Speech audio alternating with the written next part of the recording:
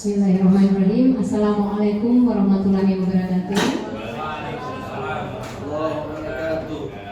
Puji syukur kita haturkan kehadiran Allah Subhanahu wa taala yang telah memberikan kita kesehatan, keafiatan sehingga kita bisa hadir di sini bersama-sama untuk mendengarkan pemaparan aksi nyata budaya positif. Salawat dan salam tak lupa kita haturkan kepada junjungan kita Nabi besar Muhammad SAW. Semoga kita semua istiqomah menjadi umatnya hingga akhir zaman. Bapak Ibu yang kami hormati, sebelumnya kami mengucapkan terima kasih telah berkenan untuk hadir di kegiatan hari ini. Dan di pagi yang ceria dan berbahagia ini kita sama-sama akan mendengarkan pemaparan tentang budaya positif dari CGP Calon Guru Penggerak Angkatan 11 Bapak Asmar SPD MPD. Nanti mungkin ada yang ingin ditanyakan seputar budaya positif apa dan bagaimana dan apa yang ingin ditanyakan, silakan nanti kita sama-sama ya menyimak dan juga aktif dalam kegiatan hari ini. Baik Bapak Ibu, bisa kita mulai ya secara asmara ya. Baik Bapak Ibu, selanjutnya pemaparan budaya positif akan disampaikan oleh Pak Asmar kepada Pak Asmar, disilakan.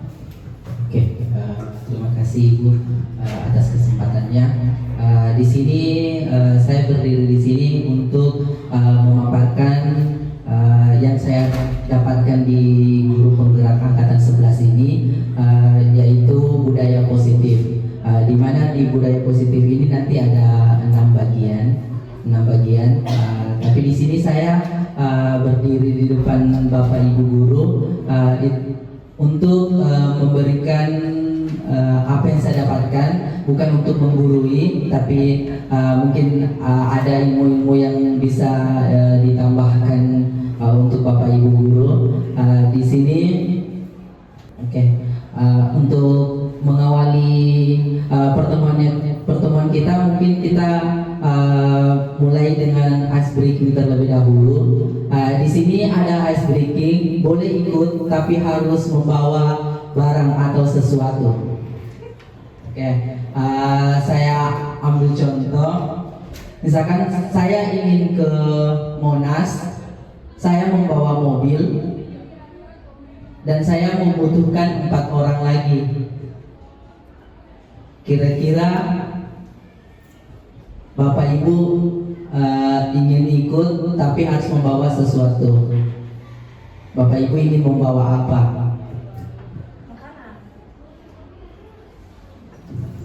Bawa diri. Bawa diri. Bawa makanan. Bawa makanan. Boleh. Kalau buat makanan kayaknya sudah ada yang bawa. Makanan sudah ada yang bawa. Kalau begitu saya bawa kamera. Kamera nggak boleh diikutkan berarti Bu. Lanjut. Saya ingin ke Monas, saya membawa mobil dan saya butuh 4 orang lagi.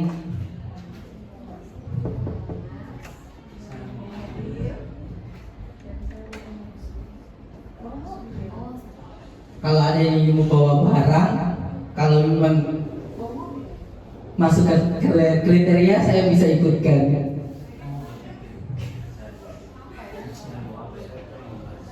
Saya ingin ke Monas dan saya membawa mobil dan saya butuh 4 orang lagi.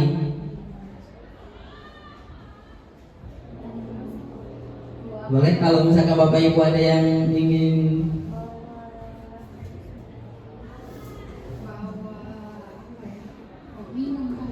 bawa minum, sudah ada yang bawa Ibu? Ada?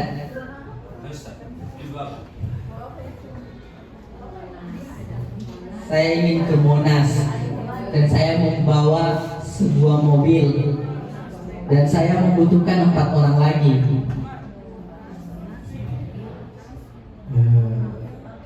Bawa payung karena panas di Monas.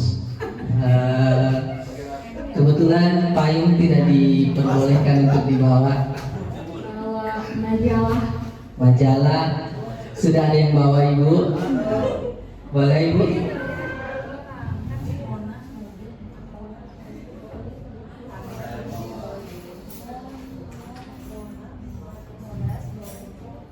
Saya membawa mobil dan saya membutuhkan 4 orang lagi. Bawa antimo, soalnya Antimo. jalanan. Oke, Antimo boleh, saya ikutkan. Oke, ada lagi yang mau ikut? Saya butuh 3 orang lagi berarti.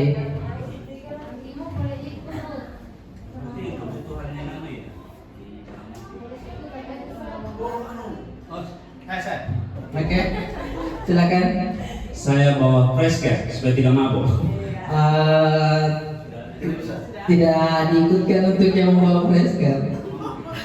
Kalau saya bawa uang, Uang Jajan ya, Sir. kebetulan sudah cukup uangnya.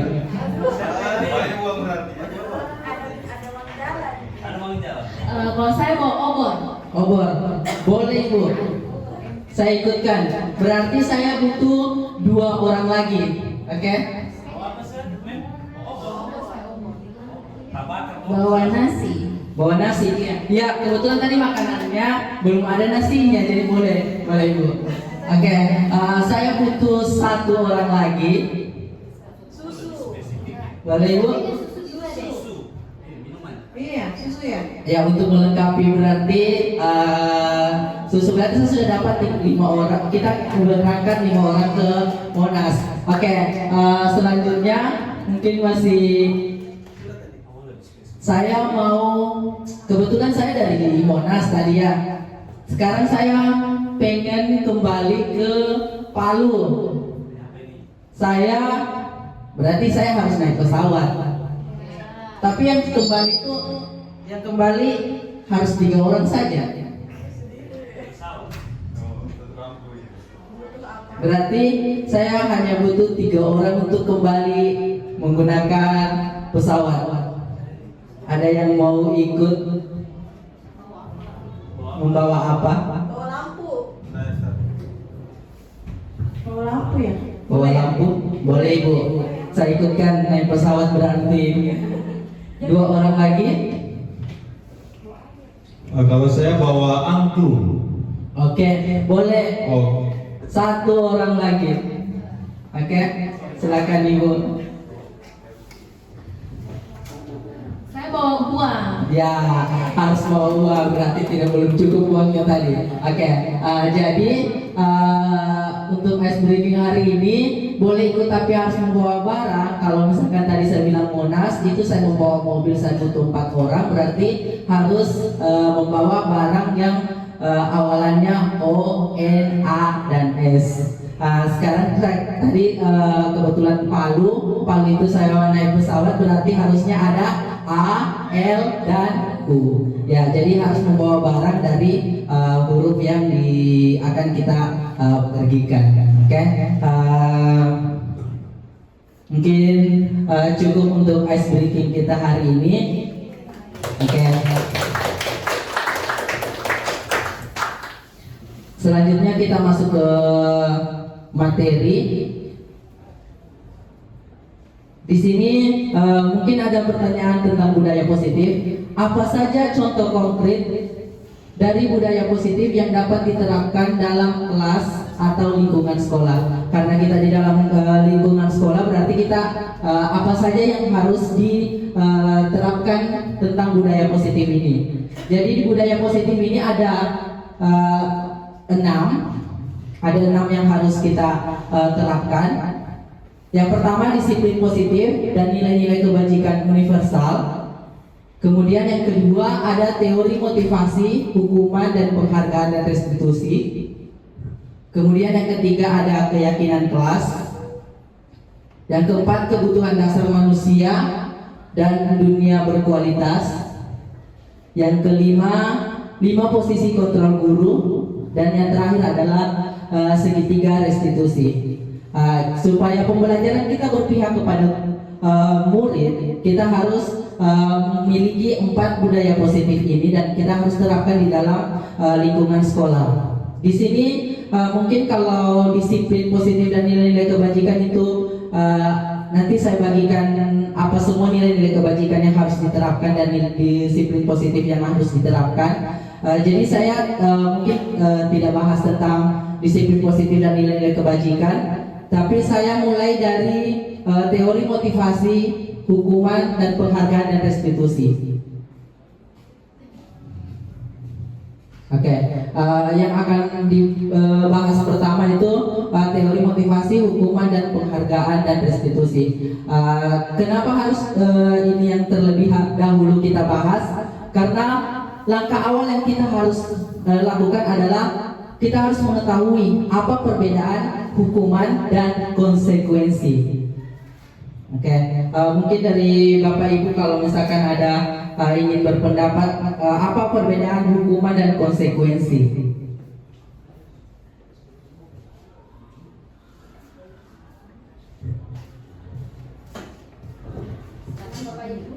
Oke, ada yang mau berpendapat hukuman dan konsekuensi?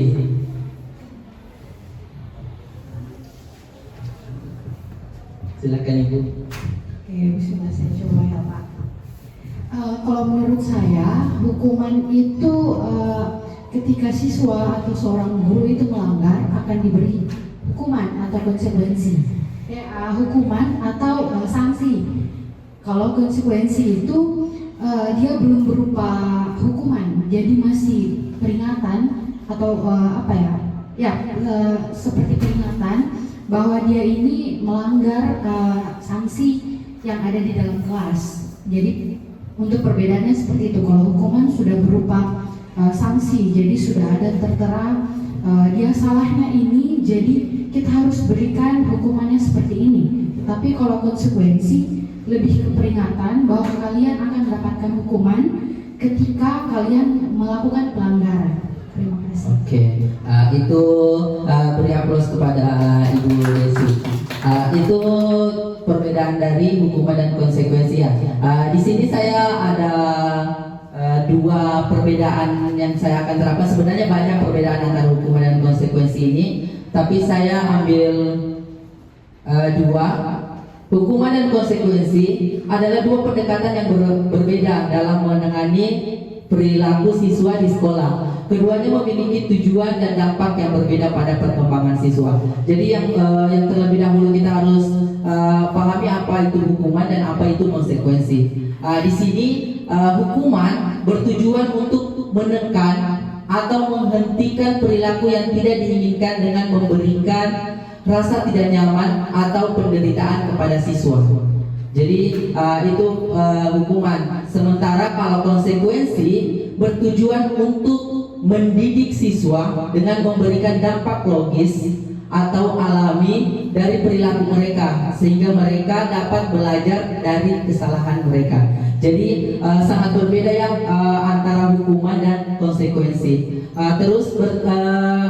Perbedaan berdasarkan dampak dampaknya. Yang pertama, untuk hukuman dapat menimbulkan rasa takut, malu, atau marah pada siswa, yang dapat mengurangi motivasi belajar siswa dan dapat memperburuk hubungan antara siswa dan guru. Itu dampak yang sangat luar biasa dari hukuman. Dan dampak yang paling dari konsekuensi itu membantu siswa untuk memahami hubungan antara tindakan dan hasilnya, mendorong tanggung jawab pribadi dan pengembangan karakter. Jadi sangat berbeda ya kalau misalkan hukuman tadi itu lebih ke memberikan penderitaan kepada siswa, sementara kalau konsekuensi itu memberikan pembelajaran kepada siswa untuk memperbaiki tindakan yang pelanggaran yang telah dilakukan. Oke, untuk mengenal lebih jauh lagi tentang hukuman dan konsekuensi, di sini ada beberapa pernyataan-pernyataan atau tindakan guru yang dilaksanakan.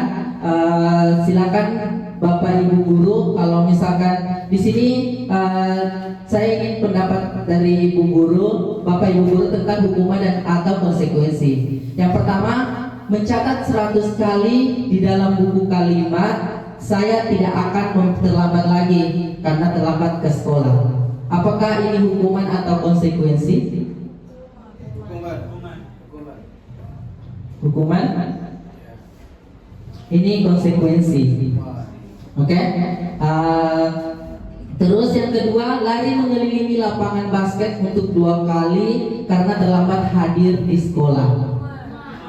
Ini hukuman karena dampaknya penderitaan kepada siswa. Oke. Yang ketiga, membersihkan coretan yang dibuat di meja tulis. Ini konsekuensi. Oke. Terus yang keempat itu murid diminta untuk push up 15 kali karena tidak menggunakan masker ke sekolah. Ini hukuman. Oke. Terus yang kelima, menggantikan kertas tugas teman yang telah dicoret-coret. Ini konsekuensi. Terus berjemur di lapangan basket pukul 12.00 siang karena ngobrol dengan teman. Ini hukuman. Oke, diminta bertelanjang kaki sepanjang hari karena tidak menggunakan sepatu warna hitam sesuai peraturan sekolah. Oke, berdiri di depan kelas sambil mengangkat kaki satu karena tidak bisa menjawab pertanyaan. Hukuman. Membersihkan tumpahan air di meja tulis karena tersenggol pada saat belajar. Oke, ini konsekuensi. Terus yang berikutnya, duduk di bangku di pinggir lapangan pada jam istirahat. Tidak diizinkan bermain oleh guru piket karena mencederai teman saat bermain di lapangan. Ini konsekuensi. Terlambat hadir di pembelajaran daring 15 menit dan diminta untuk tinggal 15 menit sesudah kelas usai untuk membahas ketertinggalan pembelajaran. Ini konsekuensi. Lari mengelilingi lapangan basket 2 kali karena terlambat 10 menit untuk pembelajaran PJOK. Konsekuensi. Oke. Terus membersihkan WC sekolah karena mematahkan pensil kawannya. Ini hukuman. Oke. Jadi di sini kita bisa simpulkan, jika siswa melakukan pelanggaran, langkah yang paling mendasar. Kenapa saya katakan langkah yang paling mendasar? Karena sebenarnya langkah yang paling minimal yang harus kita lakukan adalah memberikan konsekuensi. Oke, jadi ada beberapa lagi yang akan dilakukan lebih besar lagi, ya, misalkan segitiga restitusi, tapi segitiga restitusi mungkin kita bahas nanti berikutnya. Tapi langkah yang paling dasar yang harus kita lakukan adalah memberikan konsekuensi, bukan hukuman. Oke, yang perlu kita lakukan adalah memberikan konsekuensi yang mendidik, bukan hukuman. Ini membantu siswa belajar dari kesalahan mereka tanpa merasa dihukum, sehingga mereka dapat tumbuh menjadi individu yang lebih bertanggung jawab. Oke, untuk memastikan bahwa setiap konsekuensi yang kita terapkan tidak terasa seperti hukuman dan tidak menimbulkan hal-hal yang buruk, penting bagi kita untuk membuat kesepakatan atau keyakinan kelas. Jadi kalau supaya yang kita berikan adalah konsekuensi bukan hukuman, jadi kita harus membuat kesepakatan atau keyakinan kelas terlebih dahulu. Jadi ada dasarnya kita untuk memberikan konsekuensi terhadap anak ini. Jadi di sini berikutnya saya akan membahas tentang keyakinan kelas. Jadi keyakinan kelas di sini, bagaimana kita membuat keyakinan kelas. Jadi ada dua di sini materi, yaitu kesepakatan kelas dan keyakinan kelas. Jadi mungkin pertanyaan yang pertama, apa perbedaan keyakinan kelas dan kesepakatan kelas? Oke, Bapak Ibu guru, kalau misalkan ada yang ingin berpendapat, silahkan. Apa perbedaan keyakinan kelas dan kesepakatan kelas?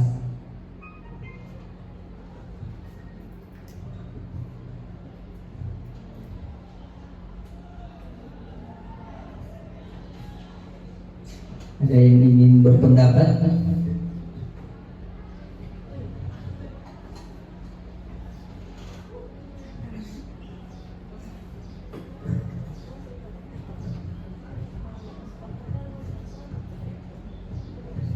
Boleh? Coba aja ya. Coba. Kalau menurut saya keyakinan itu per individu dari diri masing-masing. Tapi kalau kesepakatan berarti berembuk, bermusyawarah. Ada satu kesepakatan yang harus diikuti oleh semua siswa. Sedangkan keyakinan itu masing-masing. Oke. Baik. Ada yang berpendapat lagi? Ya, terima kasih. Untuk keyakinan kelas, kalau kita melihat bahwasanya di situ ada nilai-nilai atau prinsip dasar yang diyakini oleh seluruh anggota kelas. Berarti dia memiliki nilai-nilai atau prinsip dasar yang diyakini oleh seluruh anggota kelas, dari ketua kelasnya sampai daripada anggota-anggotanya. Dalam hal ini ialah murid-muridnya, ya, teman-temannya sekalian. Kemudian kesepakatan kelas. Kesepakatan kelas adalah aturan atau norma yang disepakati bersama oleh siswa dan guru. Nah, ini biasanya kalau kita ada kesepakatan yang harus kita lakukan, itu harusnya ada, tadi dikatakan bahwasanya ada musyawarah dulu sebelum adanya kesepakatan tersebut. Terima kasih. Oke. Perbedaan keyakinan kelas dan kesepakatan kelas. Oke. Untuk lebih di sini ada 5 pernyataan. Di sini ada keyakinan kelas dan ada kesepakatan kelas. Menurut Ibu Bapak itu tentang 5 pernyataan ini, apakah kesepakatan kelas atau keyakinan kelas? Yang pertama, siswa harus selalu mendengarkan instruksi guru dengan baik. Apakah ini keyakinan atau kesepakatan? Ada yang kesepakatan, ada yang keyakinan. Oke. Jadi yang pertama ini adalah kesepakatan kelas. Dan di sini mengapa dia kesepakatan kelas? Karena aturan konkret yang mengatur perilaku spesifik, yaitu mendengarkan guru. Oke.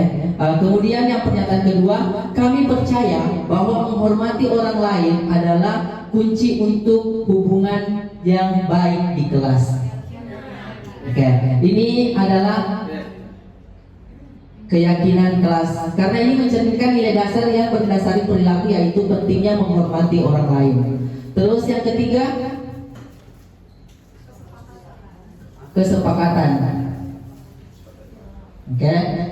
Yang keempat, siswa harus menyimpan ponsel mereka di tas selama pembelajaran berlangsung. Ini adalah kesepakatan kelas. Kemudian yang kelima, kami percaya bahwa tanggung jawab individu adalah kunci sukses bersama.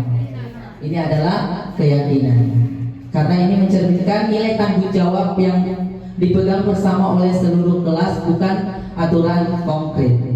Oke.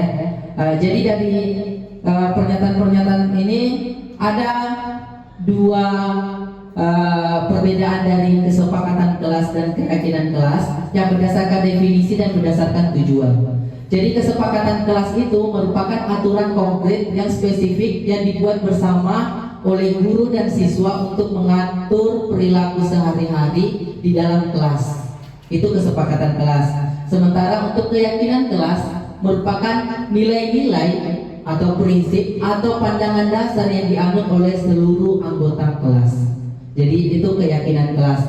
Terus berdasarkan tujuan, kalau untuk kesepakatan kelas itu bertujuan untuk mengatur perilaku sehari-hari di dalam kelas agar kegiatan belajar mengajar dapat berjalan dengan lancar. Sedangkan keyakinan kelas bertujuan untuk menciptakan budaya kelas yang positif dengan menekankan nilai-nilai yang penting bagi semua anggota kelas. Jadi di sini ada timbul pertanyaan, yang lebih baik itu kesepakatan kelas atau keyakinan kelas?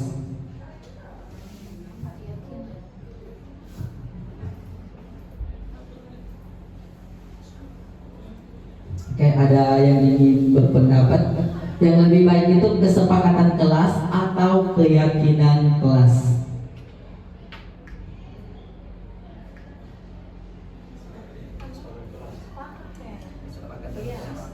Oke,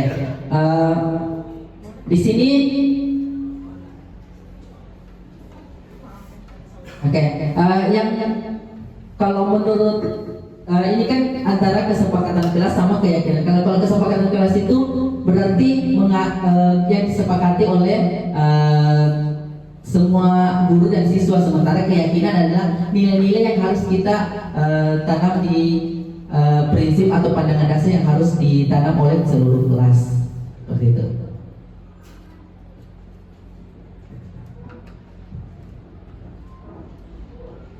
Oke, sebenarnya yang paling bagus adalah keyakinan kelas. Oke, di sini akan ada penjelasannya. Mengapa keyakinan kelas? Mengapa tidak kesepakatan kelas saja yang kita pakai di dalam kelas? Oke, di sini mungkin ada penjelasannya.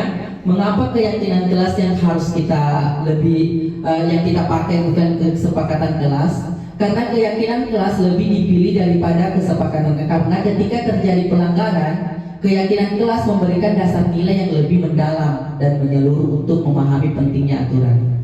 Sementara kesepakatan kelas bisa jadi tidak sepenuhnya memenuhi kebutuhan refleksi dan perbaikan saat pelanggaran terjadi. Oke, mungkin kalau untuk lebih jelasnya saya kasih contoh. Misalkan di dalam kelas kita sudah menggunakan kesepakatan kelas. Misalkan kesepakatan kelasnya adalah siswa bisa keluar kelas ketika dia meminta izin. Oke. Di sini itu kesepakatan kelas yang kita lakukan di dalam kelas. Tapi ternyata siswa ini keluar dengan meminta izin dan dia keluar untuk izinnya mungkin pergi ke WC, tapi dia ke kantin. Itu tidak melanggar kesepakatan kelas yang kita lakukan. Tapi kalau kita menggunakan keyakinan kelas itu kita mungkin ada salah satu keyakinan kelas itu yaitu bertanggung jawab atau disiplin. Di situ ada tanggung jawab, nilai tanggung jawab. Jadi dari nilai tanggung jawab kita bisa terapkan bahwa siswa ini juga melanggar karena berbohong kalau dia tadinya maunya ke WC ternyata ke kantin. Jadi kita yang harus pakai adalah keyakinan kelas, bukan kesepakatan kelas. Karena kalau misalkan kesepakatan kelas, ketika yang tidak ada disepakati, itu kita tidak bisa memberikan konsekuensi terhadap siswa. Karena tidak ada di dalam kesepakatan kelas yang terlebih dahulu yang kita lakukan. Jadi harus keyakinan kelas yang harus kita gunakan. Dan keyakinan kelas itu bisa kita munculkan dengan menggunakan kesepakatan kelas terlebih dahulu. Oke? Di sini ada langkah-langkah untuk merumuskan keyakinan kelas. Oke? Di sini saya buat dan menjadi 3 tahap. Sebenarnya banyak, tapi saya buat jadi terperinci supaya lebih kita pahami. Di sini ada mengidentifikasi nilai-nilai dasar. Kemudian yang kedua, merumuskan pernyataan keyakinan. Kemudian yang ketiga, kita harus pendalaman keyakinan kelas yang kita lakukan.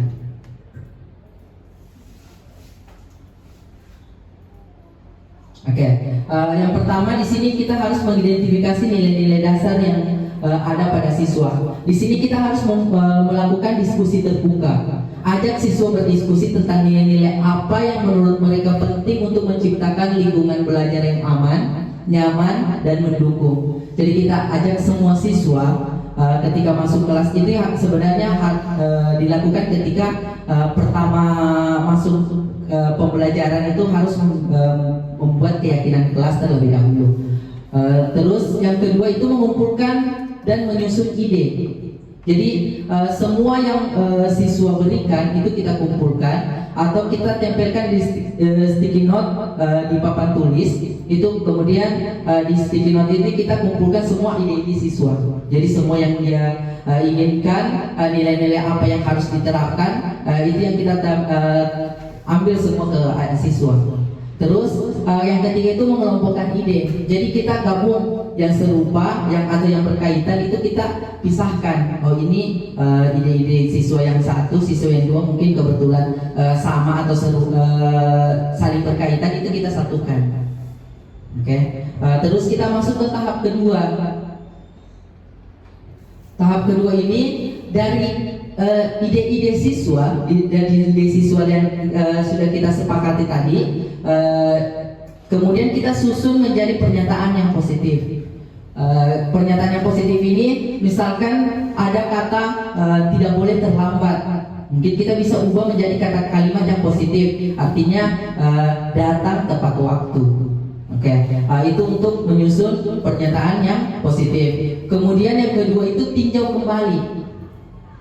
Oke, tinjau kembali pendapat-pendapat yang sudah dicatat itu. Mungkin ada pernyataan yang tertulis yang masih banyak yang berupa peraturan-peraturan. Jadi yang berupa peraturan-peraturan itu kita buat untuk menjadi nilai keyakinan. Terus yang ketiga itu ajak warga sekolah atau murid-murid untuk menemukan nilai kebajikan atau keyakinan yang dituju dari peraturan tersebut. Jadi kalau misalkan di sini peraturan-peraturan yang sudah dibuat tadi kita buat jadi pernyataan keyakinan. Terus untuk tahap ketiga, setelah beberapa peraturan disatukan menjadi beberapa keyakinan, maka jumlah butir pernyataan keyakinan akan berkurang. Lebih baiknya itu, maaf ini tidak jelas ya. Saya jelaskan mungkin saja. Di sini yang kita buat itu keyakinan kelas itu jangan juga terlalu banyak. Nanti siswa tidak mengingat apa semua nilai-nilai yang kita buat. Jadi cukup 3-7 keyakinan saja yang kita harus buat. Terus yang kedua itu pendalaman keyakinan kelas. Jadi setelah kita membuat keyakinan, berarti kita misalkan dapat tiga keyakinan di situ, misalkan hormat, terus bertanggung jawab atau nilai-nilai kebaikan yang lainnya yang kita dapatkan. Terus kita pendalaman keyakinan kelas yang kita pakai tadi, yang misalkan tiga tadi itu kita gunakan pendalaman dengan menggunakan tabel T, tabel Y, dan ditambahkan dengan tugas dan bukan tugas guru dan murid. Jadi nanti ada contoh tabel T yang bagaimana, tabel Y juga yang bagaimana, kemudian tugas dan bukan tugas juga ada nanti contohnya. Kemudian yang ketiga, setelah keyakinan kelas yang dibuat, maka semua warga dipersilakan untuk meninjau ulang dan menyetujuinya dengan menandatangani keyakinan kelas. Jadi kalau misalkan sudah dibuat keyakinan kelas yang tadi, itu semua siswa harus bertanda tangan. Jadi bukan cuma gurunya saja atau ketua kelasnya saja bertanda tangan, karena di situ harus ada buktinya kalau misalkan semua siswa yang kita ajak. Gitu. Jadi semua siswa bertanda tangan karena kita guru mata pelajaran, jadi kita sebagai mata pelajaran dan ditambah dengan wali kelas, supaya wali kelas bisa mengontrol juga keyakinan-keyakinan yang kita buat di dalam kelas. Itu. Jadi bukan cuma siswa, tapi wali kelas juga bisa kita libatkan di dalam keyakinan kelas yang kita buat. Kemudian yang keempat, itu keyakinan kelas yang sudah dibuat itu ditempelkan di dinding dan diingatkan ketika kita masuk ke setiap pertemuan. Jadi supaya siswa juga ingat bahwa kita punya keyakinan misalkan kedisiplinan. Jadi kalau misalkan kedisiplinan berarti harus tepat waktu, itu termasuk kedisiplinan, berarti harus tepat waktu masuk dan keluar kelas, itu harus tepat waktu, seperti itu. Jadi setiap pertemuan kita ingatkan. Oke, saya kasih contoh di sini tabel T dengan tabel Y dengan tugas dan bukan tugas guru. Di sini contohnya itu nilai keyakinan tentang hormat. Jadi di sini tabel T itu ada yang tampak seperti dan ada yang tidak tampak seperti. Misalkan tampak seperti itu seperti apa? Semua datang tepat waktu, menyapa teman dan guru setiap hari, mengembalikan barang teman yang telah dipinjam dan mengucapkan terima kasih. Oke, dan tidak tampak sepertinya itu berarti artinya kebalikan dari tampak seperti. Sering hadir terlambat, tak acuh kepada teman dan guru, tidak mengembalikan barang yang telah dipinjam dan meletakkan sembarangan. Kemudian ada tabel Y. Tabel Y ini di sini ada 3 item, yaitu terdengar, terlihat, dan berperilaku. Jadi kira-kira kalau keyakinan yang misalkan terdengar, yuk saya bantu, berarti itu artinya ingin berkolaborasi dengan temannya. Itu terdengar. Kalau misalkan terlihat, berarti bisa kita lihat bahwa siswa itu membantu temannya. Itu terlihat. Misalkan berempati terhadap perasaan orang lain, memegang barang milik orang lain hanya dengan izinnya, itu yang terlihat. Berarti kalau misalkan siswa meminjam, berarti itu termasuk tadi keyakinan hormat. Oke, terus berperilaku itu berarti kita lihat perilaku siswa apa semua yang dilakukan terhadap nilai-nilai yang kita buat di kelas. Terus selain tabel T dengan tabel Y, kita harus mengetahui tugas guru dan tugas murid yang seharusnya. Jadi di sini ada tugas guru dan ada yang bukan tugas guru. Jadi kita harus menuliskan semua. Terus di sini juga harus ada tugas siswa dan yang bukan tugas siswa. Seperti misalkan di sini tugas guru itu satu, mengajar, mendidik, menjawab pertanyaan. Kemudian berarti harus tugas murid itu harus belajar, mencoba, menghasilkan yang terbaik dari diri, bertanya jika yang tidak dipahami. Terus yang bukan tugas guru itu berarti kayak misalkan menyakiti dan disakiti, memaksa siswa untuk belajar, itu bukan tugas guru. Terus ada juga yang bukan tugas murid. Berarti tugas murid itu misalkan mengeluh, merusak barang pribadi atau orang lain. Itu kita harus tuliskan semua apa semua tugas-tugasnya supaya keyakinan kelas yang di dalam kelas itu lebih mendalam lagi. Oke. Mungkin sampai sini ada yang ingin ditanyakan?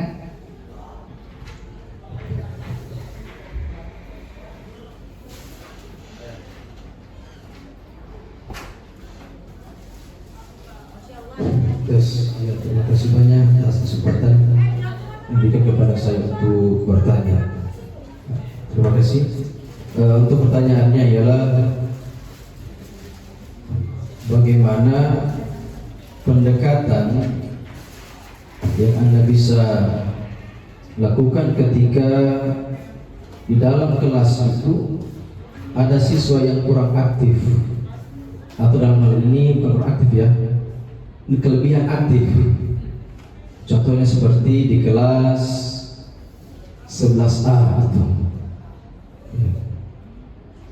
Dan kalau saya melihat bahwasanya di tahap yang pertama, yakni mengidentifikasi nilai-nilai dasar, di situ ada diskusi terbuka yang pertama. Kemudian yang kedua, mengumpulkan dan menyatukan ide. Kemudian yang terakhir ialah kelompokan ide. Ada 3 opsinya tadi itu. Jadi bagaimana pendekatan Anda selaku guru nantinya kalau seandainya ada siswa yang lebih aktif dalam hal ini, apa yang disampaikan sama gurunya itu dia kayak kita lihat itu kayaknya dia tidak merespon sekali apa yang kita sampaikan. Jadi bagaimana pendekatan antum sebagai guru di kelas nanti? Terima kasih. Assalamualaikum warahmatullahi wabarakatuh. Oke, saya mungkin langsung menjawab dari pertanyaan dari Ustadz Ikram. Jadi untuk kan sebenarnya untuk keyakinan kelas ini kita buat terlebih dahulu. Jadi kalau misalkan siswa yang aktif itu kan biasanya selama itu aktif dalam pembelajaran itu bagus. Tapi kalau misalkan aktif yang tanpa sesuai dengan pembelajaran, berarti itu artinya melanggar nilai-nilai yang kita mungkin sepakati. Mungkin di dalam kelas itu ada nilai-nilai keyakinan yang misalkan menghargai orang lain. Di situ kita bisa memberikan pendekatan kepada siswa ini bahwa siswa ini melanggar tentang keyakinan menghargai orang lain karena terlalu aktif, mungkin tanpa melihat gurunya gurunya di depan dia terlalu aktif, seperti itu. Jadi makanya inilah kegunaan keyakinan kelas yang kita buat terlebih dahulu untuk memberikan konsekuensi atau memberikan segitiga restitusi yang akan dilakukan untuk keyakinan kelas bahwa melanggar keyakinan kelas yang kita lakukan, seperti itu. Oke. Ada pertanyaan lagi?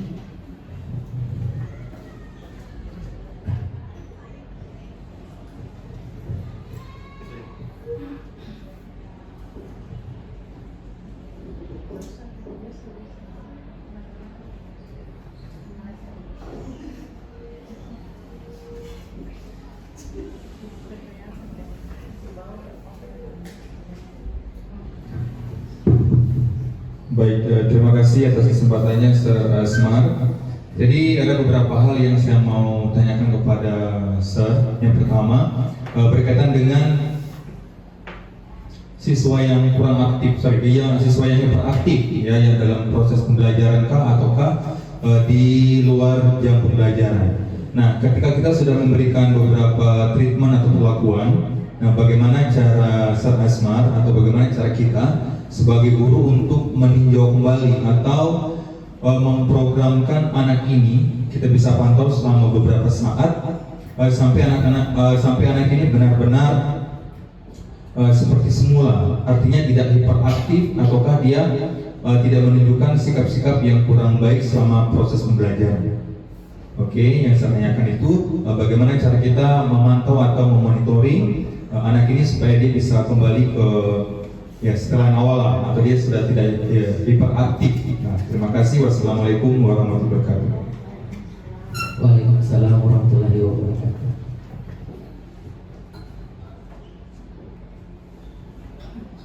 Oke, untuk pertanyaan dari Sir Orbit, bagaimana cara supaya kita mengembalikan siswa kepada siswa yang terlalu hiperaktif gitu ya.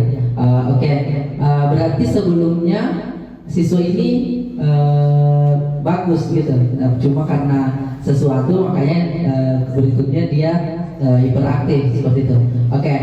Itulah pentingnya dari tahap ketiga tadi yang saya ada tahap ketiga yang di terakhir itu selalu mengingatkan keyakinan kelas yang kita buat. Jadi di sini setiap pertemuan kita mengingatkan bahwa ada keyakinan yang kita buat seperti ini. Jadi kalau misalkan melanggar keyakinan yang kita buat, berarti kita bisa memberikan segitiga restitusi inilah yang kita lakukan kepada siswa untuk menyelesaikan masalah seperti itu.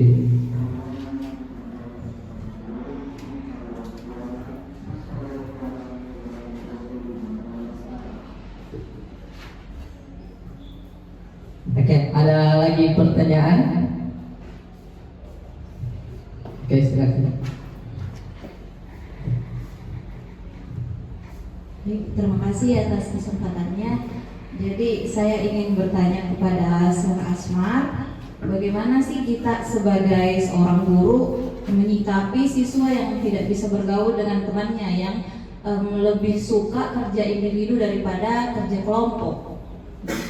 Terima kasih.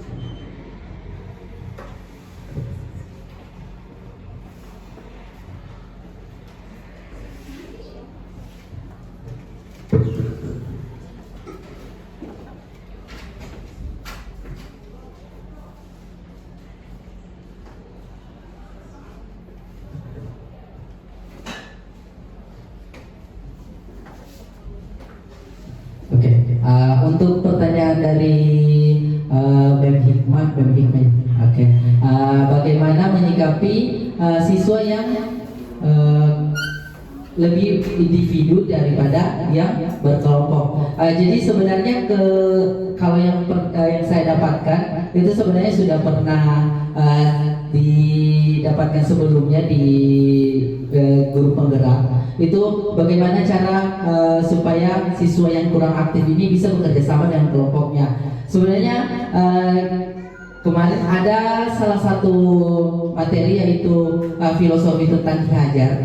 Filosofi tentang Ki Hajar ini kita memberikan salah satunya adalah berpihak kepada murid. Jadi sesuai dengan kebutuhan murid. Tapi di sini untuk menyelesaikan masalah tersebut juga kita bisa gunakan dengan cara kita pendekatan secara personal kepada anak tersebut. Jadi kita sampaikan bahwa pentingnya kolaborasi di dalam kelompok. Jadi bukan hanya mandiri, kolaborasi juga harus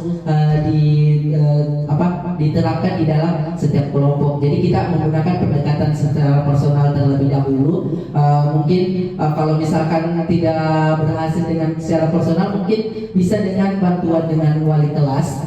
Juga kita di sini pentingnya juga kita berkolaborasi dengan wali kelas supaya masalah-masalah yang dihadapi di dalam kelas itu kita bisa sampaikan ke wali kelas dan bisa saling membantu seperti itu.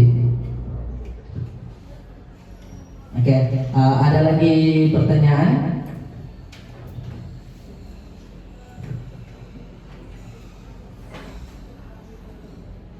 Oke,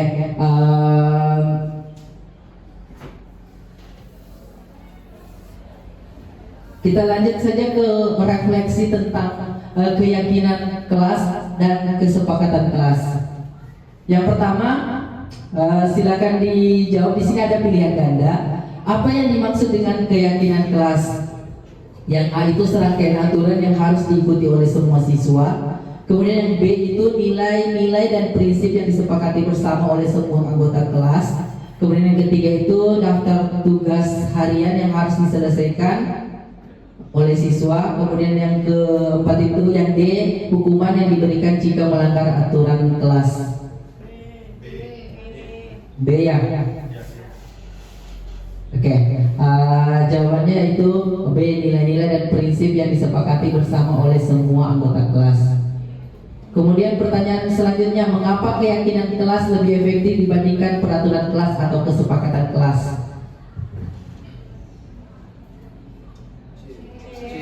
Oke, karena melibatkan siswa dalam pembuatannya dan berfokus pada nilai-nilai yang dianut bersama. Oke, pertanyaan yang ketiga.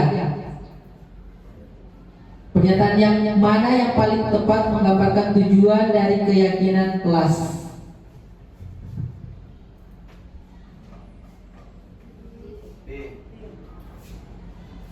B, untuk menciptakan lingkungan belajar yang aman dan saling menghormati. Oke, apa langkah pertama dalam merumuskan keyakinan kelas? Jadi ada 3 tadi ya. Langkah pertama yang harus dilakukan adalah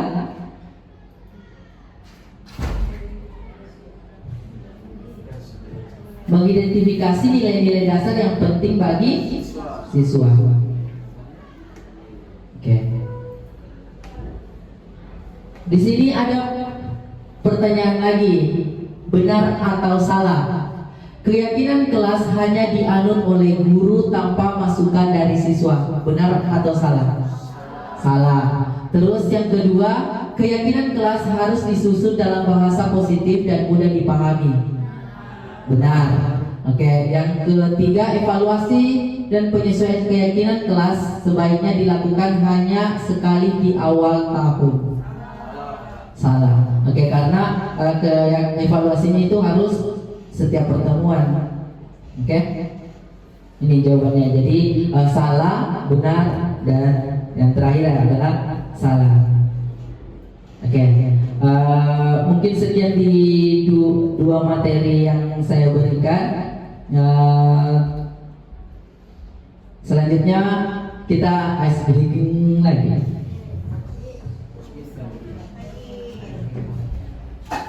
Oke, di sini ada ice breakingnya, yaitu tentang bos minta. Jadi sebelumnya saya meminta maaf kepada Bapak Ibu di sini, hanya sebatas untuk merefleks kembali pemikiran kita, atau yang sudah jenuh. Jadi kita di sini saya ganti dengan saya minta. Jadi peraturannya semua yang permintaan itu tidak mesti harus dilaksanakan. Jadi yang dilaksanakan ketika saya minta. Kalau saya tidak minta berarti jangan dilaksanakan. Oke? Itu peraturannya. Jadi ice breaking kali ini harus dilakukan ketika saya minta. Jadi kalau tidak diminta jangan dilakukan. Oke? Paham Bapak Ibu? Oke. Saya mulai ya. Permainan dimulai. Saya minta Bapak Ibu berdiri.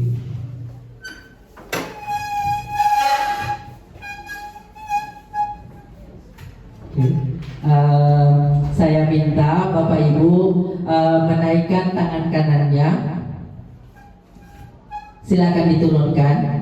Oke, yang turunkan silakan duduk. Berarti sudah kalah. Oke, berarti sudah kalah karena tidak saya minta. Oke, saya minta diturunkan tangan kanannya. Oke, angkat tangan kirinya. Saya minta angkat tangan kirinya. Oke, silakan diturunkan. Saya minta diturunkan tangan kirinya. Oke, masih fokus semua. Oke, beri aplaus untuk kita semua. Oke, yang tepuk tangan meminta silakan duduk.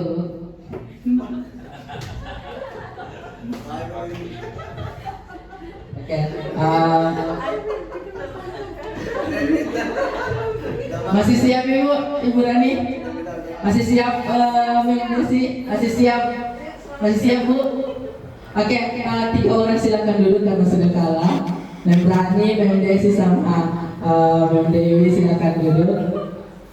Karena saya tidak meminta untuk menjawab, tapi sudah dijawab.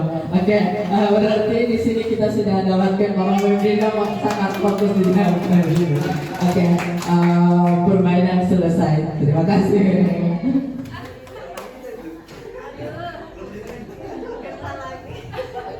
Berarti masih belum fokus tadi.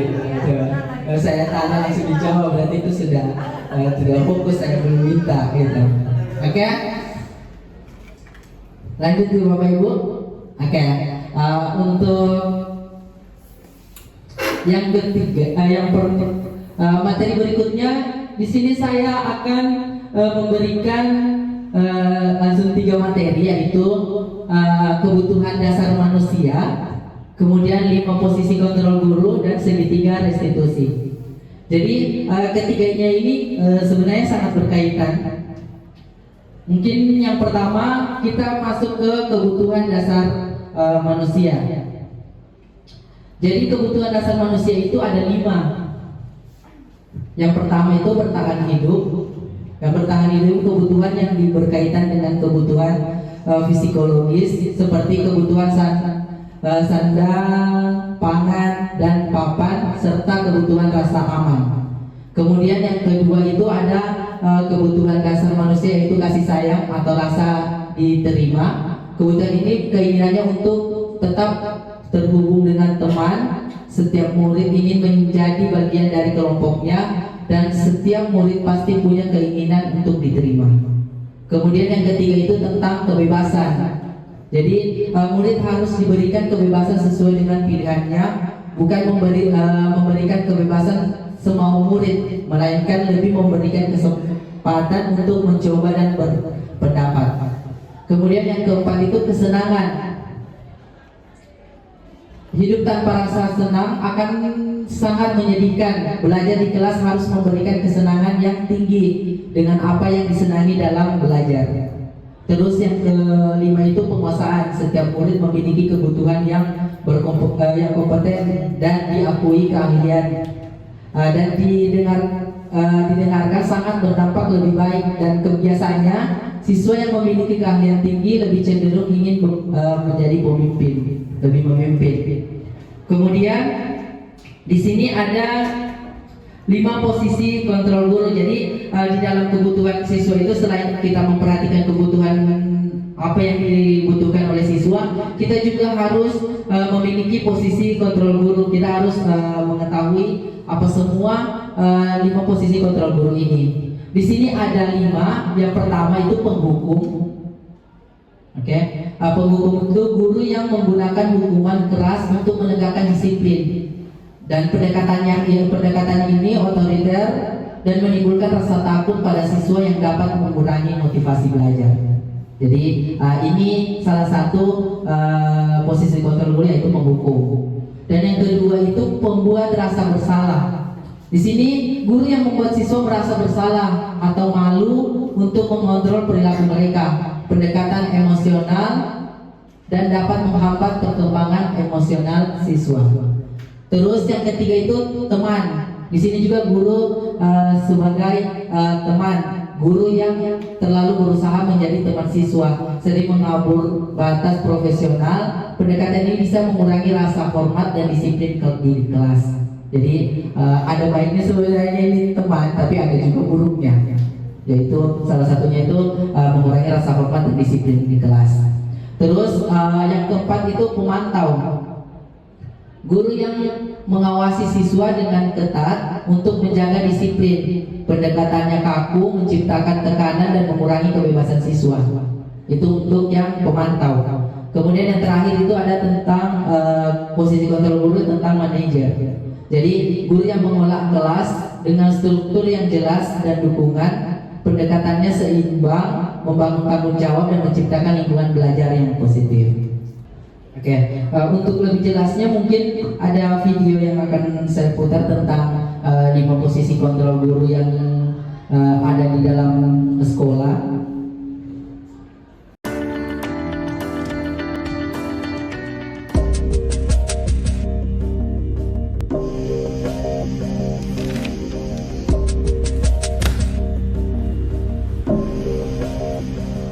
Naren!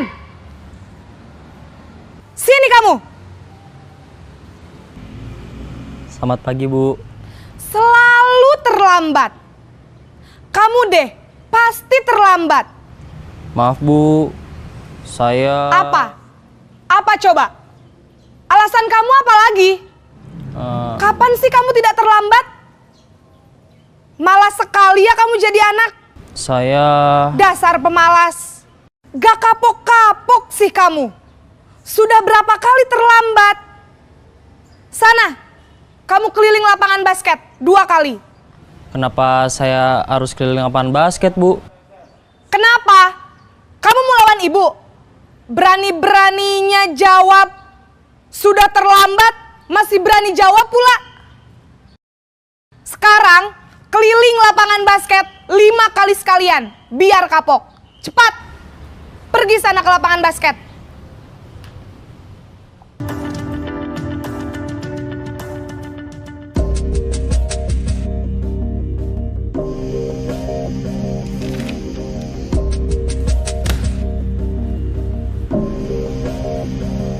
Naren!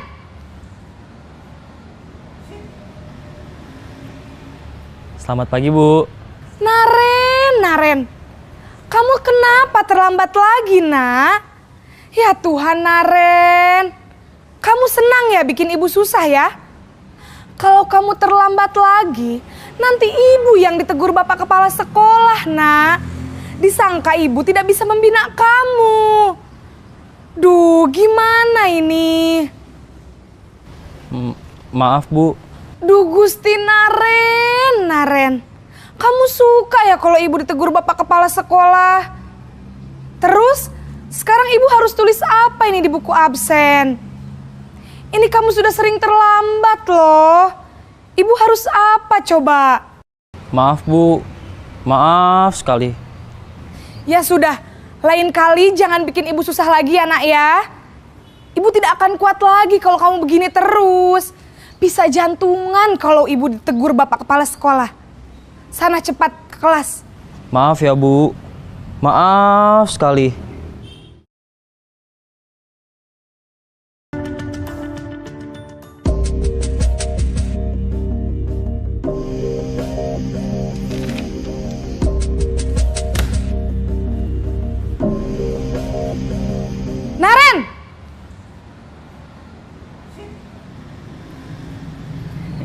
Selamat pagi, Bu. Wah, sudah jam berapa ini, Nak? Terlambat lagi ya, sayang?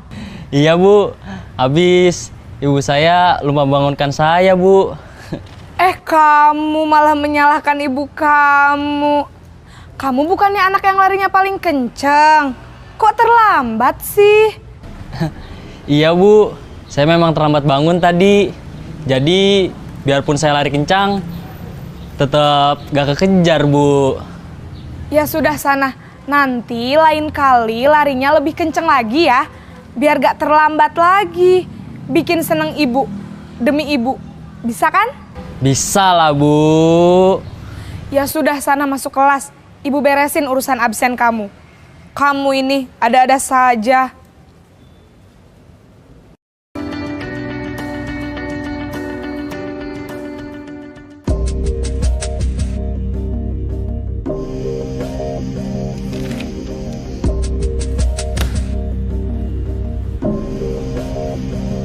Naren!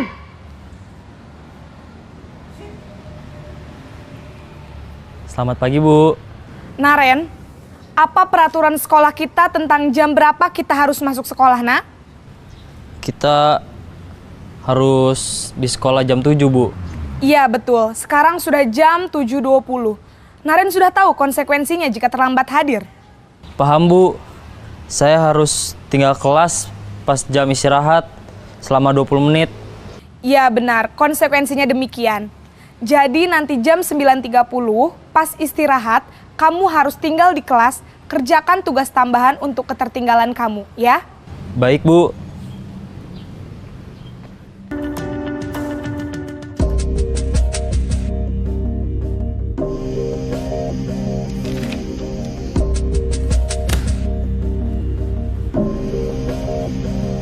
Naren!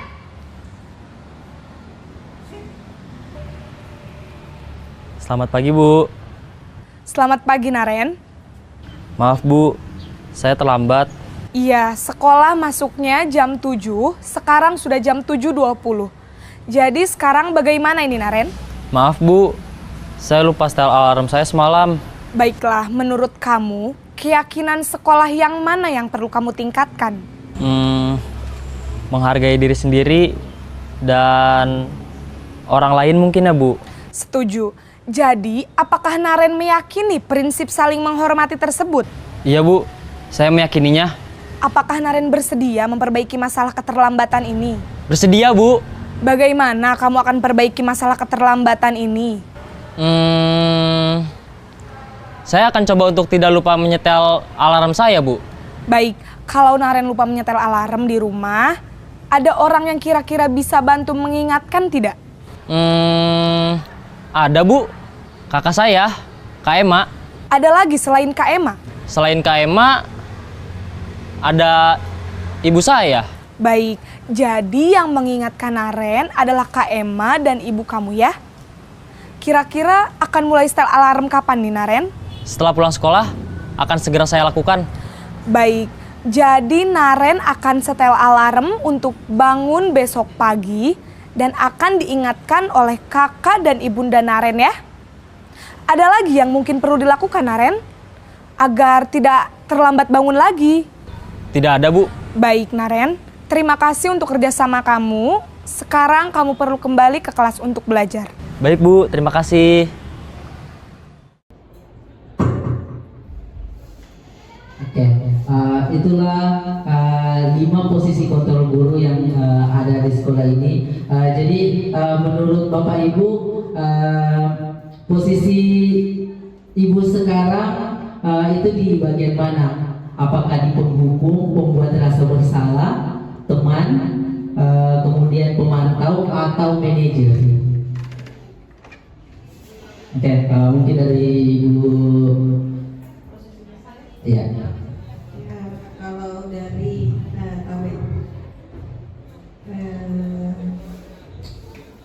kalau posisinya pribadi saya, ini secara pribadi ya. Iya. Kemarin kebetulan bertemu salah satu siswa. Saya kemarin cukup membuat dia merasa bersalah dengan ketentuan bahwa saya memintanya dengan cara yang baik-baik. Kalau perlu kita dengan kelembutan. Gitu. Tapi lihat dari videonya kayaknya yang paling terbaik sepertinya menjadi manajer ya. Iya. Oke. Ibu Desi. Terima kasih. Kalau dari saya, sebenarnya semua yang disampaikan guru yang dari dalam video bisa kita berikan ke anaknya. Tergantung lagi kita lihat situasi dan kondisi. Kalau misalnya si anak ini merupakan pribadi yang seperti apa dulu, kita bisa menyampaikan. Karena setiap poin yang disampaikan guru itu sebenarnya tidak ada yang salah, semuanya bisa kita benarkan karena untuk efek jerak ke anaknya juga. Karena kalau yang manajer tadi memang lebih membantu anak, tapi kita bisa tambahkan dengan yang ada efek jeraknya juga mungkin biar anaknya tidak mengulangi lagi. Jadi menurut saya semuanya sebenarnya bisa diterapkan di sekolah, tapi kita lihat situasi dan kondisi dari anaknya. Terima kasih. Oke, terima kasih Bu. Oke, Saudara Orvin.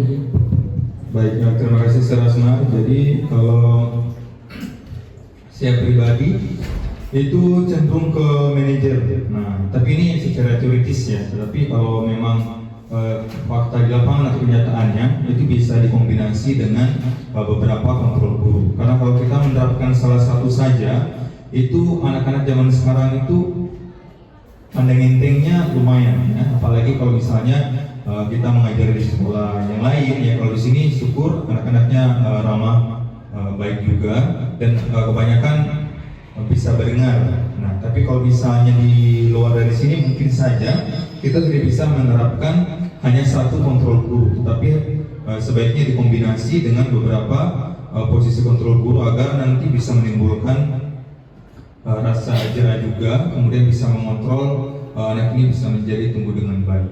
Terima kasih. Oke, terima kasih. Oke, Ustadz Ikro, sekarang di posisi mana di antara 5 ini kira-kira Ustadz di posisi mana biasanya untuk menyelesaikan masalahnya siswa? Ya, terima kasih kepada Sang Asmar. Jadi untuk saya lebih dominan kepada yang terakhir sebagai manajer, karena memang kita ini sebagai guru memang harus juga bisa memberikan contoh kepada anak didiknya. Cuma terkadang tadi disampaikan sama Syekh Orvin bahwasanya di zaman sekarang ini memang zaman modern, zaman milenial, tapi terkadang secara akhlak itu sangat menurun sekali. Nah, jadi kalau kita melihat bahwasanya video tadi itu lebih pasnya kepada persoalan yang manajer tadi, seperti itu. Oke. Oke, terima kasih. Kalau saya itu yang terakhir juga, tapi semuanya bisa dikombinasikan karena sekarang ini kan karakteristik setiap anak itu berbeda. Ada yang tidak bisa dikerasi, ada yang harus pakai lemah lembut. Jadi kita sesuaikan sama anaknya agar mereka bisa paham.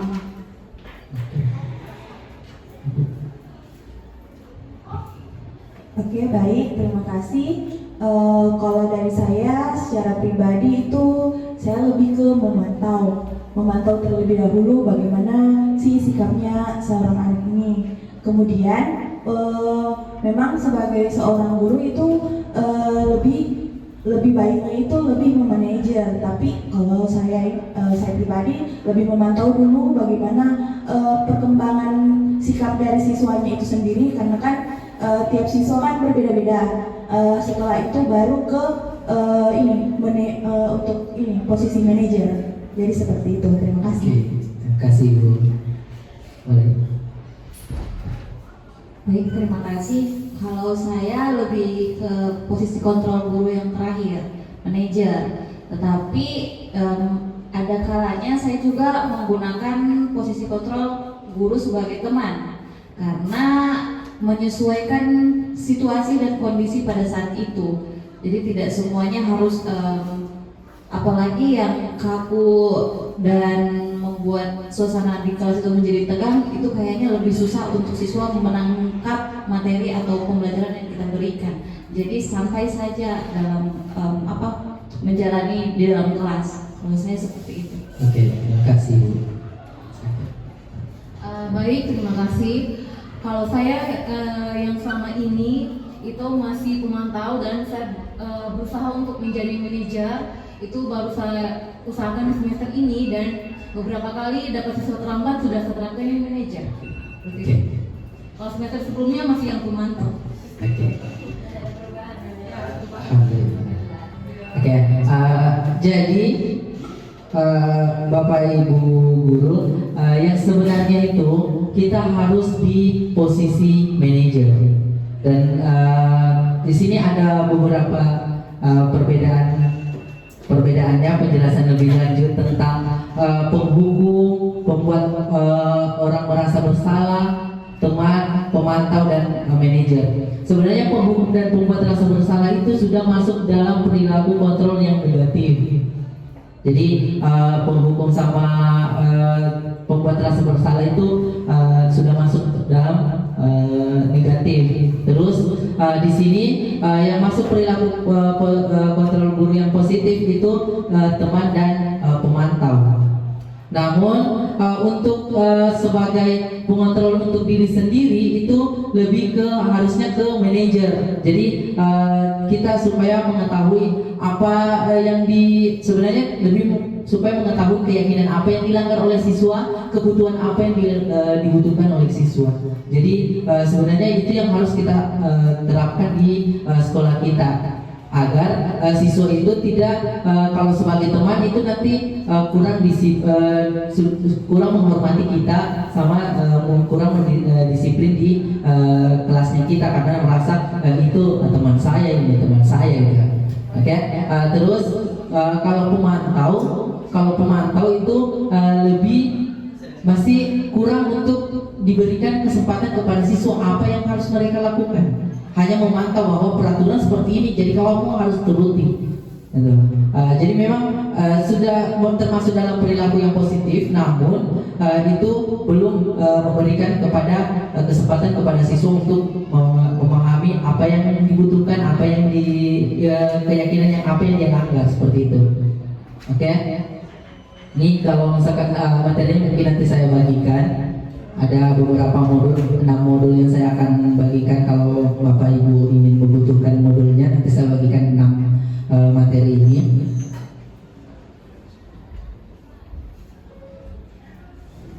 Oke, di sini saya ada 4 kasus, dan silahkan Bapak Ibu tentukan di posisi mana dan kasus ini terletak di posisi mana dan percakapannya di bagian mana, mengatakan bahwa si guru ini merupakan posisi kontrol yang mana gitu. Oke, supaya lebih ini mungkin saya bagi menjadi 2 kelompok saja supaya menyelesaikan dengan kolaborasi. Sebelah kiri sama sebelah kanan berarti.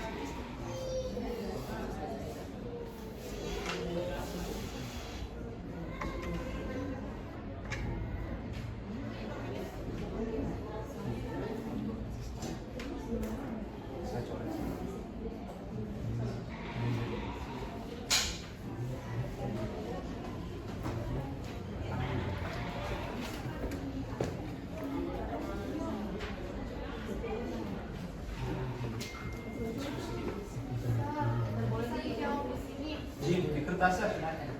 Taruh di kertas. Oh yang ini ya, yang dari 345.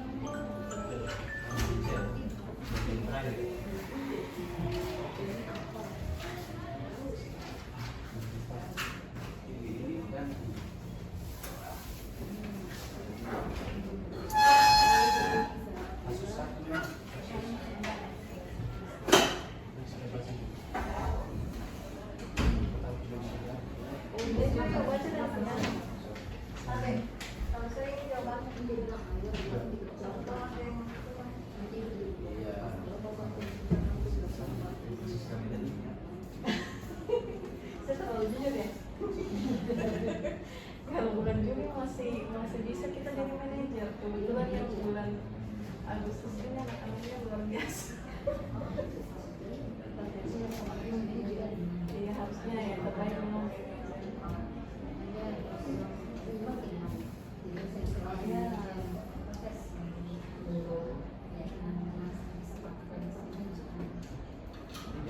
Pertemuan pertama sih masih manajer nih, pas kedua masih manajer, pas ketiga masih naik namanya lah. Sebenarnya saya harus merasa bersalah.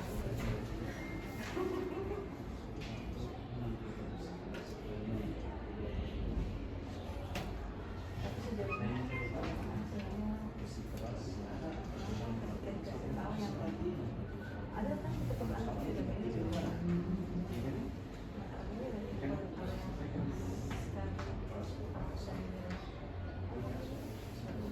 kita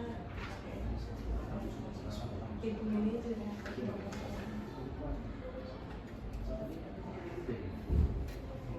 Boleh gitu. Tuhan ini dulu. Kalau ada deal.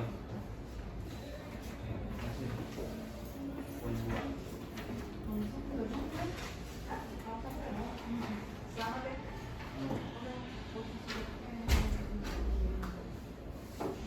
Sharing bukan. Berbagi.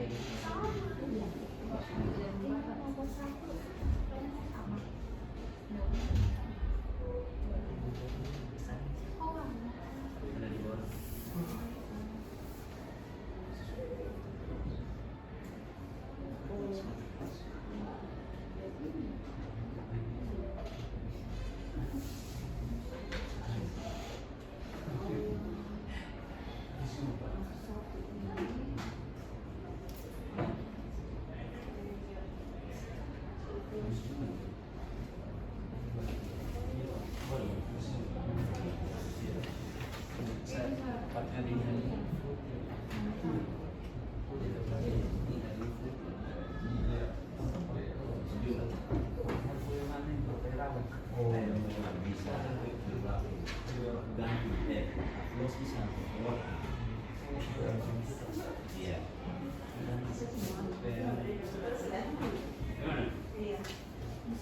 Bismillah. Tapi satu-satu tadi bagian. Iya. Ada poin-poin di sini. Oh, dikasih satu saja. Satu saja itu kita suruh. Tapi cara memang saya ini jadi bolos kita. Dari situ.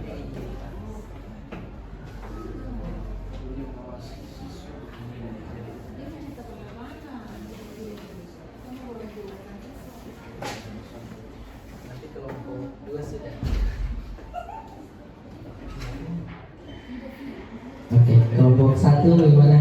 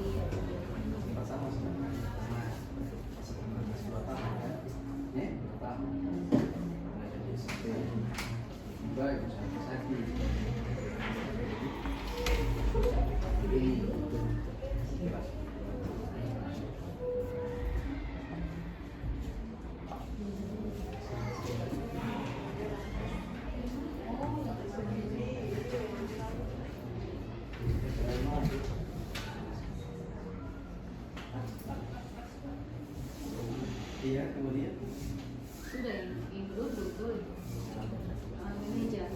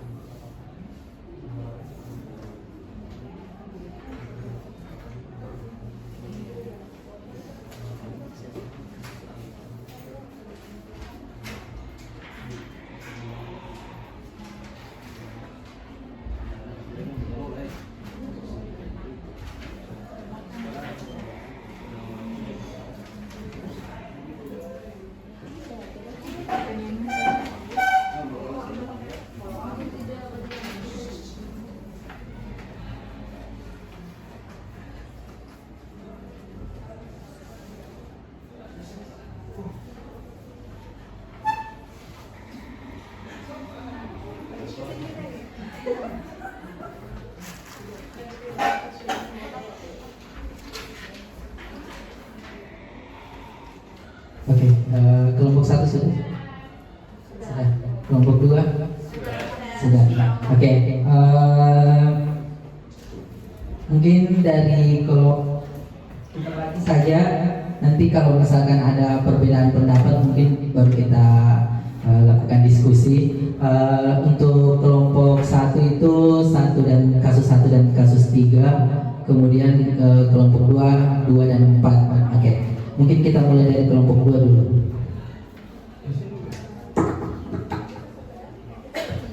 Dua dan 4. Oke. Kalau 2 itu tentang kasus Pak Lukman. Siap. Oke, dari langsung garis besar dari kasus 2 di sini poin di paragraf 2, Pak Lukman tetap bersikeras pada peraturan yang berlaku mengatakan ya sudah, kamu sudah melanggar peraturan sekolah, kamu salah, sudah terlambat, salah pula, dan warna sepatunya tidak sesuai. Segera buka sepatumu dan tidak digunakan sepatu sesuai dengan peraturan. Jadi poinnya di situ sifatnya dia menghukum. Di poin untukannya dia itu yang pertama. Oke. Berarti untuk kasus 3 Pak Lukman di posisi penghukumnya. Penghukum, iya. Oke. Berarti sudah tadi percakapannya bahwa ya sudah, kamu sudah melanggar aturan. Selain kamu terlambat, kamu juga menggunakan warna yang salah. Ya tetap salah, ya tetap salah gitu ya. Itu berarti penghukum. Oke. Untuk yang kasus 4.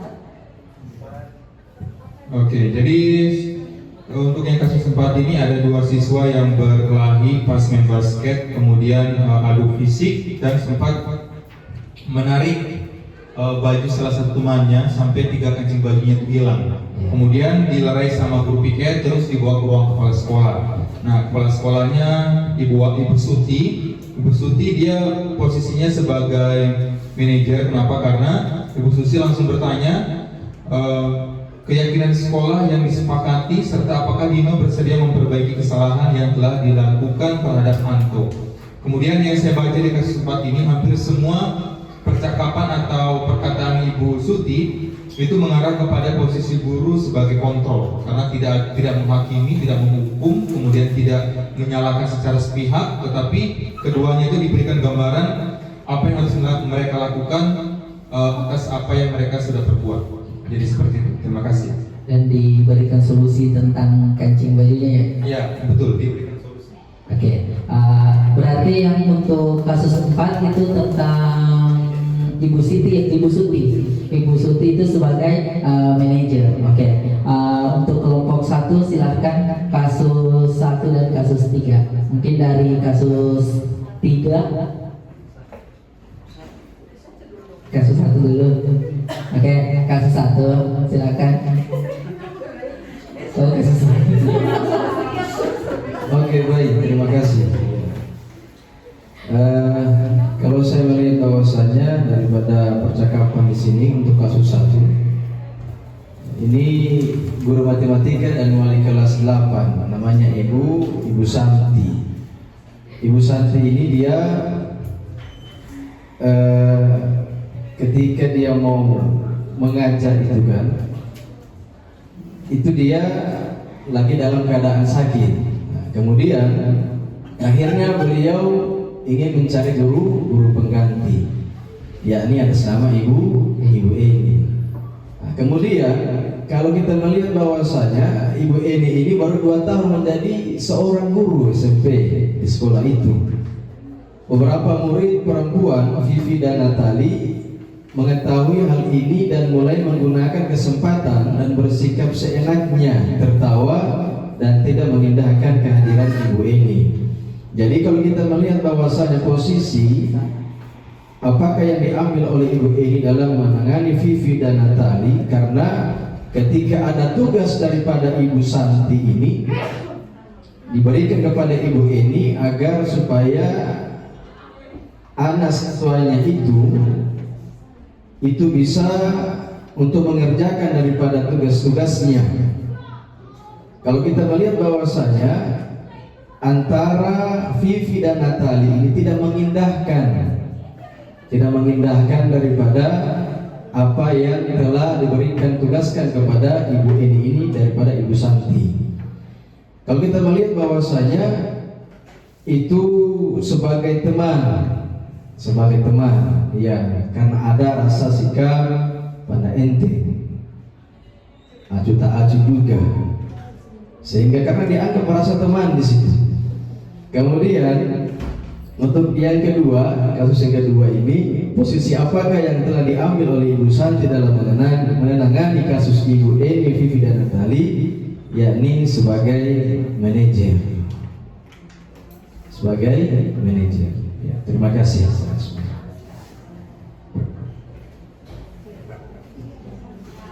Oke, untuk kasus pertama tadi berarti tentang Ibu Eni sebagai teman. Kalau dari kelompok 2 sebagai teman atau ada perbedaan?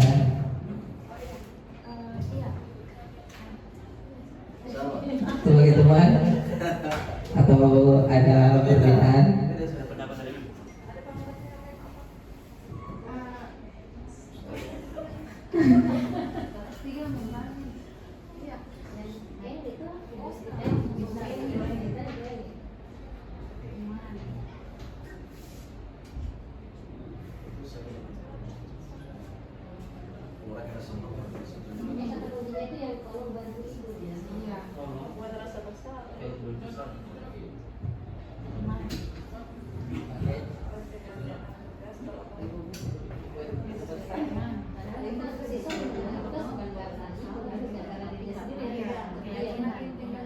Ya, kami buat kenapa bisa dikatakan sebagai teman, karena ada di kasus yang pertama itu Bu, karena anak-anak itu kan agak ada rasa penentingnya kepada Ibu Eni ini sebagai selaku guru pengganti, karena di situ kan kita lihat ini ada pendekatan teman ini, pendekatan ini bisa mengurangi rasa hormat dan disiplin di kelas.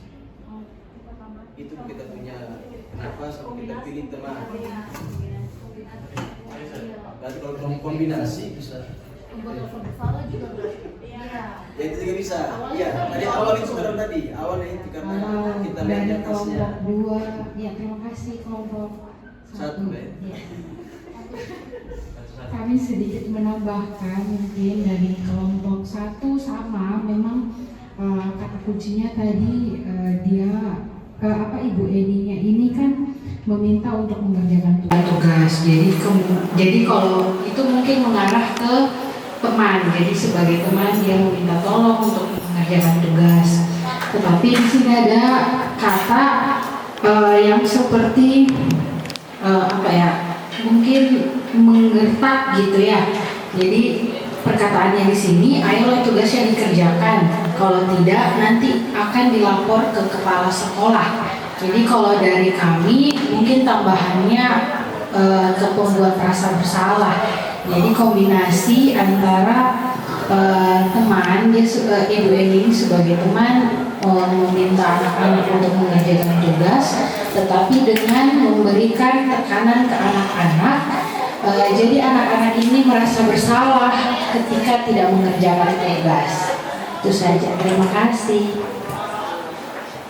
Ada dikatakan bahwa Ibu Dani mengatakan bahwa gimana Mama Fajar, kamu tidak kasihan sama ibu ya? Ibu sudah capek-capek mengerjakan mengajarkan kamu tidak kasihan sama ibu, dan Fajar pun dia membisu. Jadi pernyataan tadi itu lebih ke pembuat rasa bersalah.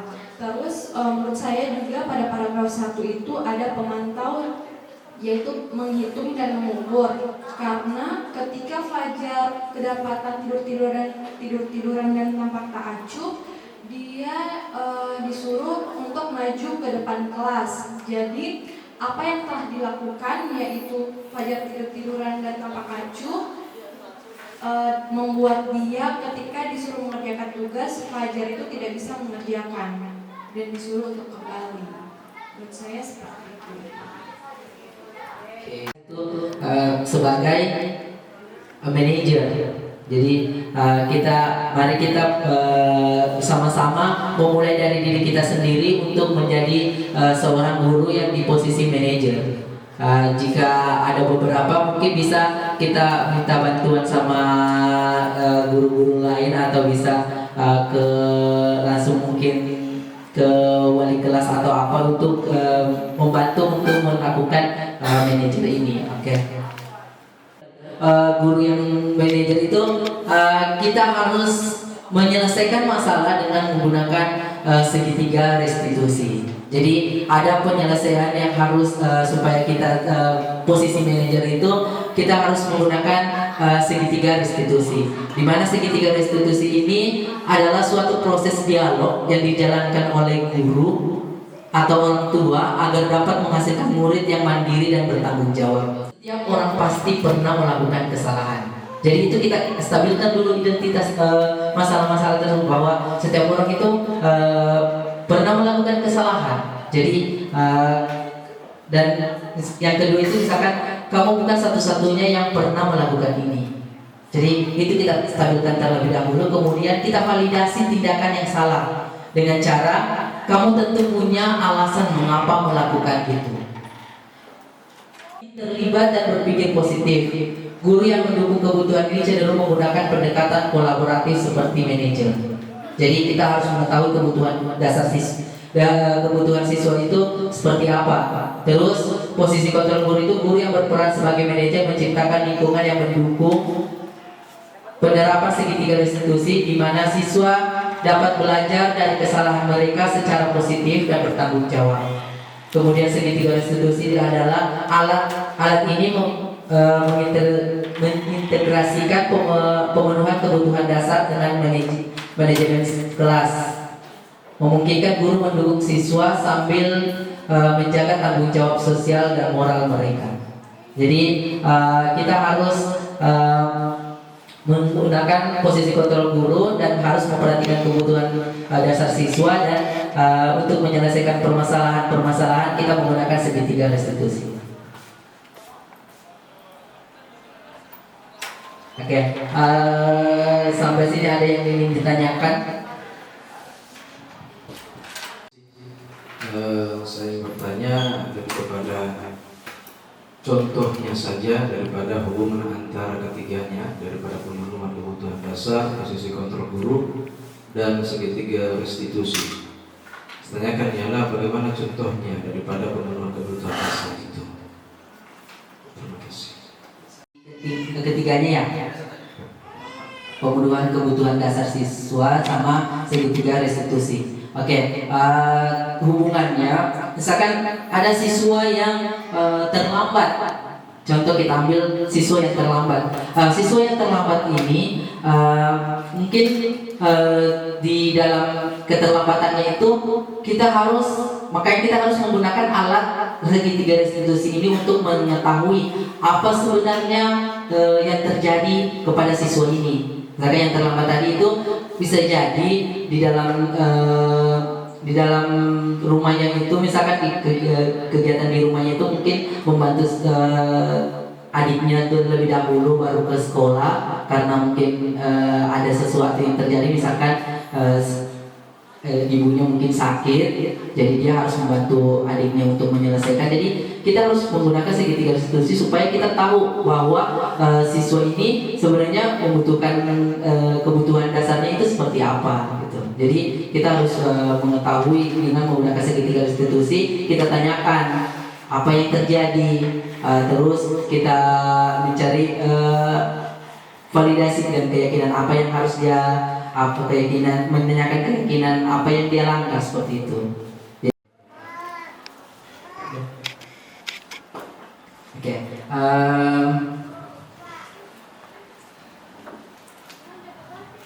Oke, karena tidak ada lagi pertanyaan, mungkin ada sepatah yang ingin saya sampaikan bahwa setiap langkah kecil yang Anda ambil hari ini akan berdampak besar untuk esok hari. Jadi apa yang kita lakukan hari ini insya Allah akan berdampak besar untuk ke depannya. Oke, akhir kata wabillahi taufiq wal hidayah. Wassalamualaikum warahmatullahi wabarakatuh.